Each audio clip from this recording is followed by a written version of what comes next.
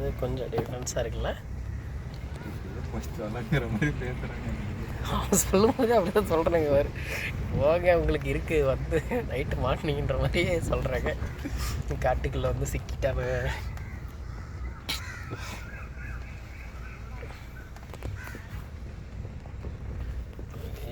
நல்ல பெரிய ஆளுங்க தான்.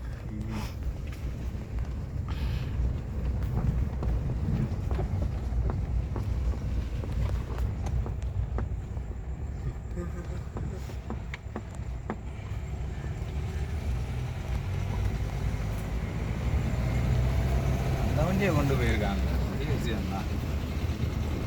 மொத்தம் நான் சொல்கிறேன், இந்த போர் வண்டி இதுக்குள்ளே எப்படி இவ்வளோ பெருசு போச்சுன்னு தான் எனக்கும். பாதையே ரொம்ப சின்னதாக இருக்குது. இதுக்குள்ளே மலை மேலே எப்படி ஏறினானுங்க கொண்டு போனானுங்கன்னு தெரியல. ரொம்ப கஷ்டம். அதுவும் 2 லாரியும் போயிருக்கோம் மேலே. நம்ம இது மாதிரியே தெரியுது.